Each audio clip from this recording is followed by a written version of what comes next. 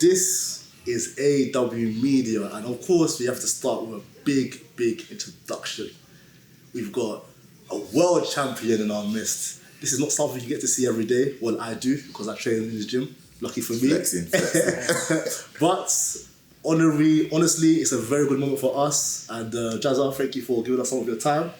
And Montel, please take it away. Yeah, man. So we've got the WBA super featherweight champion, Jazza Dickens. And I just want to shout him out anyway, because when we first started our channel and we tried to spread our wings in Dubai, I think it was September 2024, when you fought, was it Mancito? Yeah, it was Mancito. Yeah, Mancito.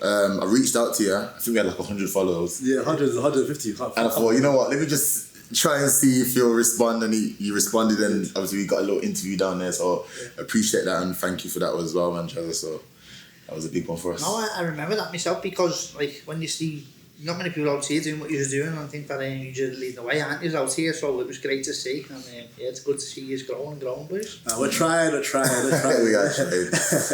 But anyway, on to business. So obviously it's an honour to have you here, myself and Michael. But obviously doing your reps, you're preparing for a big night on March the 14th against Cacace. And obviously it's been a long journey up until this point. Obviously we've looked at your journey from the start, when you fought Lee Wood, Rigandao, Kid Galahad, Zalf Barrett. You've fought the names. You've been here for what seems like an age. Just kind of summarise that journey up until this point. I think back to my days when I went into the amateur gym, like age 12. I always said to myself, I want to be world champion. And my dad sent me a picture actually 14 years ago. I would have been a professional at that time. He said, "Who'd have thought it, lad? You'd have been world champion 14 years ago." I said, "Are you messing, Dad? What do you think I'm being stabbed in a world for?" Sacrifice, I was there. I thought it would be. And I weren't being cocky, but I was thinking, like, I always knew, I felt like I would be, but grafting my ass off every day as an amateur. I feel like I always wanted to be a professional. I train like a professional. Obviously, I never, but in my mind, I've done a little bit more all the time. My dad taught me that way. He always installed into me one more. And yeah, it's just, the years go by so fast. They really do. I feel like I'm in the prime years right now, but I've said that 2 times before, where the career's been like over 20 years. So yeah, it's been a long journey, and I've met some good people along the way, so I'm still enjoying it. I'll have to look back and say that in the future maybe. I think that's the main thing, the fact that you can say after 20 years you still enjoy it. Yeah. You mentioned that it was a feeling that you felt like you're destined to be a world champion. Yeah. Was there a particular moment that you thought, I know I'm built for this? Yeah, when I turned around and looked at the wall, there was a picture of John Conte with a WBC world title on him. That was day one when I went in the gym. And it's mad, isn't it? It's just like, is it naivety, or it turns out to suit, isn't it? Some might say naivety, some might say a little bit of delusion, but I feel like you need have that. To. But like, when it turns out to be true, it's none of them things, is it? Exactly. So, yeah, the first day I went in there, I said, I want to be champion of the world. I had this feeling, this bug, and I mean, the smell of the gym. The gyms out here, lads, is a little bit different to the gyms back home, man. Usually, aren't they? It stinks, don't they? Here we go, find out Hollywood. So yeah, I always just knew that I would be, and that day, it was like it set off something inside me, and I used to love playing football when I was a kid.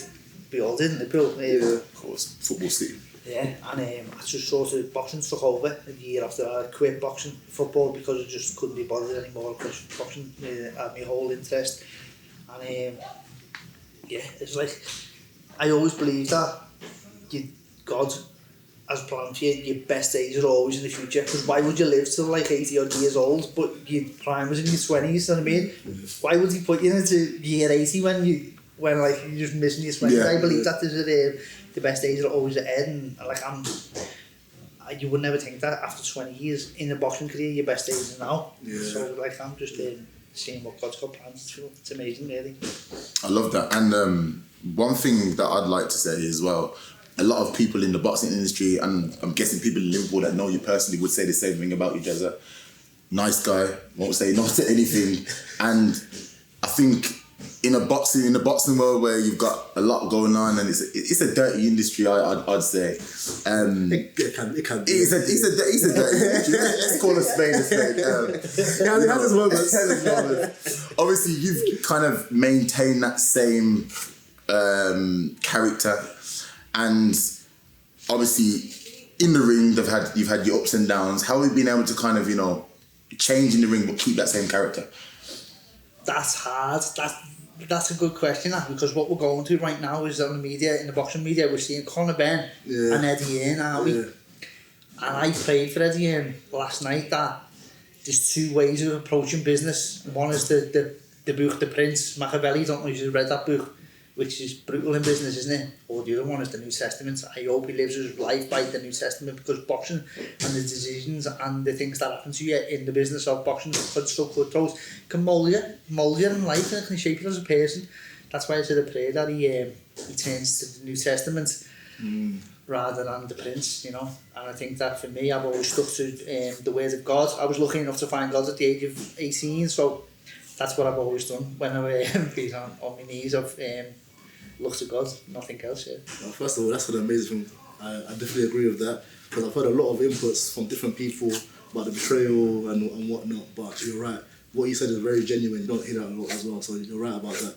So it's amazing, because hearing you speak, already I can tell God played a major part in where you are today. Yeah. So on your first loss, for example, how were you able to turn around and say, okay, I'm still destined to be great, I'm still destined to be a world champion? What was that? How were you able to negate that? That was hard, because it was consuming, the shame, the embarrassment of losing. You want the world to swallow you. You won't go up the house, you're sitting in the house, and it's like just the shame of seeing people in the streets eye to eye, and you've got to say, oh, thanks, when they say, oh, unlucky lad, and you've done well there, lads. You're a warrior. You got heart. Say to that everywhere you go, you know what I mean? It's like everyone knows. It's like you feel like people are laughing behind your back. That's how it genuinely feels, you know. But yeah, that was a very, very dark time, but it was a blessing, because I learned a lot from it. And you find out who your loved ones are, you know what I mean, times like that. So you have to thank God for them times as well, because without them times, you wouldn't know who's who, you know. Agreed. And obviously, we've got a big test on the 14th against Anto Cacace. Preparation, I know you don't want to give too much away, but you've seen a lot of styles in your career. What's preparation been like for this style? Yeah, we brought self-balancing for certain things that we see, similarities, and that's what you do in sparring. You don't just like, because you're never going to get a complete replica of an opponent, but you try and find things in people, and we've seen a few things that we just see in both, and with also Zelfabara being bigger than me now, he's gone up a weight, he's ideal sparring, so yeah, that's what we have done. Like, giving the game plan away and stuff like that, but very, very happy, and we're grateful to Zelfabara for coming over here and helping us out. Ain't that crazy? Someone that you fought, and now they're helping each other out. It's crazy, isn't it? But when you say before, my first loss was to Kick Galahad. After that, we'd spar in between fights and stuff like that, you know what I mean? So that's just boxing for you, isn't it? So, yeah. And it's nice that we're different weights. I think if we were still the same weight, he'd probably be saying, no, I want to fight against someone else. Definitely. So what, like, I've been watching a lot of your fights, I've watched a lot of your fights, and I don't think you've got a British style, if I'm being honest. Like, I think one of your key skills is the footwork, and when I was watching the Rigondeaux fight, I was like, you've got a Cuban boxer there, and you've got Jazza from Liverpool, and I'm like, you can't really see much of a skill difference. Obviously, I know what happened and what. You know what I mean? Like, I was looking at it thinking, but like, I mean, like, I know you drill things in and you diligent with your training, but like, who do you kind of base your style off? No, well, our boxing coach, Kevin Smith, he was very unique at the time in Liverpool. Nobody taught like Kevin Smith, and he used to watch us. I was watching the Russians and the Cubans, and his fundamentals was based around them. I'd never seen nothing like it, and it was hard for the first year. It was everything was wrong. You know what I mean? One of the coaches, no, you're doing it wrong. You're doing it wrong. You're doing it wrong. You get one right, and you get that little bit of sugar. He give you that little bit of sugar. He keep you like a carrot on the stick. He keep you moving forward, and he taught us all that way. and we were different in the Golden Gloves in Liverpool. We were quite a unique gym, and yeah, he was ahead of the time, Kevin Smith, so he taught us that way, and he had us watching the likes of Rogondo and Russians and stuff like that, so that's where that came from, yeah. It makes sense, it's a lot of sense why we're here as well. Fundamentals though, they never leave in a way. We've seen Josh Wellington against Lee Wood the other night. Yeah. I don't think they both had the greatest performance, but you could just see the fundamentals of Lee Wood. Yes. Not to disrespect his coach Ben Davison, because he's a brilliant coach and what he's done with him is unbelievable, but you could just see the England gym fundamentals in his footwork that played a massive part in that fight. Definitely it was a shutout victory. I was quite surprised. I thought it would be a bit more competitive. I thought boxing wise it would be Warrington, then maybe towards the end Lee Wood will catch him with his power. Yeah. But it was complete opposite. I expected a bit of a replica of the first fight. Yeah. But I think like you have to shock everyone with your game plan as well. Because I think as consumers, as like spectators, we always think, okay, he's gonna do this or he's gonna get a leg stoppage. Yeah. He done kind of like the opposite. He boxed. You know what I mean? Yeah. He used his fundamentals. It's not often that you see Lee Wood in a fight where he's holding on to his lead and he's protecting his lead. Now it's like, just see the fight out because I don't want to get caught with not silly. He's normally the one chasing and he's trying to get a win. Yeah. Low hands. To be fair, it was good. Was a great tactic. It's a great tactic. Give it to him. He kept Warrington at bay because you know what it's like, lads, when someone's got their hands down by their legs and next minute you're walking in, you get hit. It's like, wow. You feel so stupid and bad, don't you? So, a few more questions. And we spoke about this before we started. You do your own hand wraps. I'm still shocked about He's that. doing them now. And me and Mike are shocked because we're like, how? Just explain that as well. Well, I just think it's common sense that if you do them every day in the gym, then you should just do them on the night because now you're going to go and my friend Mark Kennedy, he's a cutman and he's a brilliant hand wrapper too, but he sits by me, cursing me while I'm wrapping me. We have a laugh and a change and it's great, you know. I show him how to wrap my hands, you know what I mean? It's brilliant, but I just think that you should do that because fighters should learn how to do that because ultimately the fella who's wrapping the hands, like I said before, is a man a lot of the time who's never took a punch, he's never felt a wrap, he's never punched with a wrap on, and now he's telling a young fighter that this is how you should have a wrap, this is how it should feel. And young fighters come from the amateur system, the wraps are totally different, aren't he? So he's not to know any better. So it's like that. A lot of things in boxing are like that. You see the S&C coaches coming to the game like that. This is how you should lift weights, and then you see only like 50% of actual boxing training is boxing. We do our S&C, we do our running, and then we do like five or six boxing sessions a week, don't we? So it's mad, really. There's so many people in the day then in the game, and then the nutritionist comes in, oh, this is how you should eat.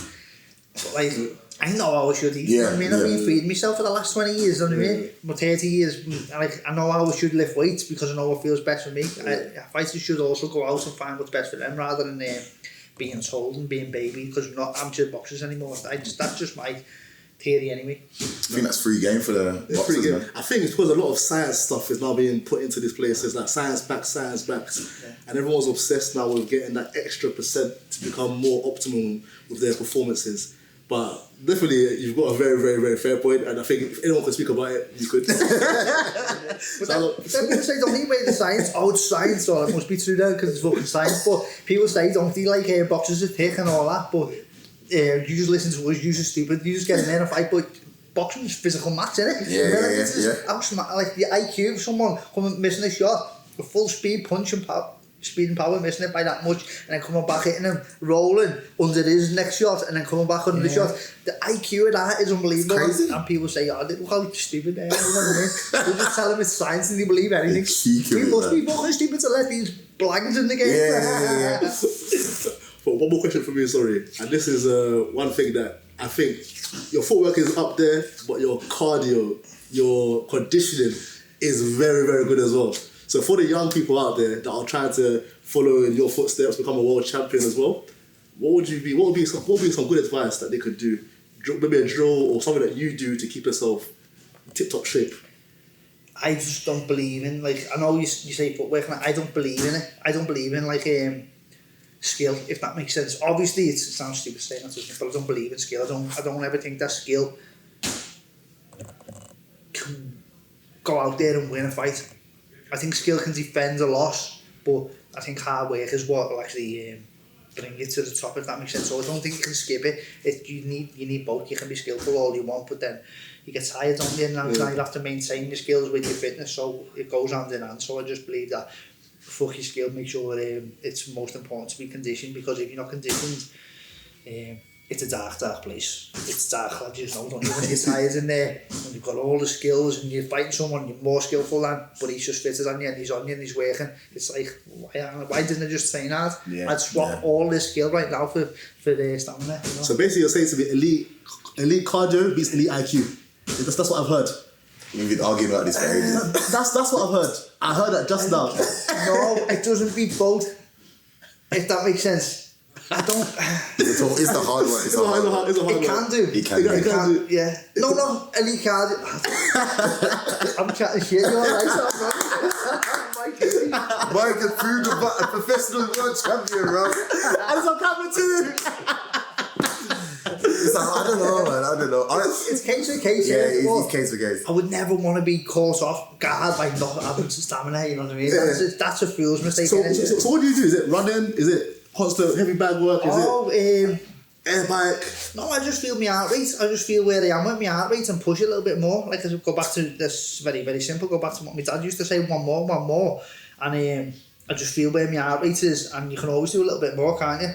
Yeah. And just push yourself a little bit more. You're wasting a session, aren't you, if you're not doing that? I think anyway. So I don't know. Especially in camp, but then there's a time and a place to do one less. That's what I've learned in the last few years. There's a time and a place to do one less, because it doesn't always work like that. One more. So yeah. Okay, just to wrap up, and then obviously this is a bonus question. If you weren't a boxer, Jazza, can't say footballer by the way, what would you be? Honestly, this is a. I always like to ask this question. I like numbers. I love numbers. I don't know. I'm good with my hands. I'd like to say maybe I'd like to do some carpentry or something with numbers. I just love art and stuff like that. That's what type of brain I have. A left-handed brain, I think. A southpaw's brain. I just love like numbers and art, and I think maybe I would do something with my hands. I don't know. Sometimes I do that in between boxing. I still do that. I like to pass the time and stuff like that, but I think the best job of all is to be a father, you know. Yeah. As a fighter, you lose out so much on being a father, but then again, you can also lose out so much on being a fighter because you are a father. You know what it is. So it's like, being a dad. I always say when I retire, I just want to be a dad, you know what I mean? So maybe in about 20 years, I can go and be a dad. 20 years. Well, thank you so much. Appreciate you as a man. So good luck, God bless, and we'll be supporting you all the way to the March the 14th, man. Thank you, boys. Appreciate your time, and it's great to see the channel growing. So make sure you like and subscribe. Yes, like and subscribe.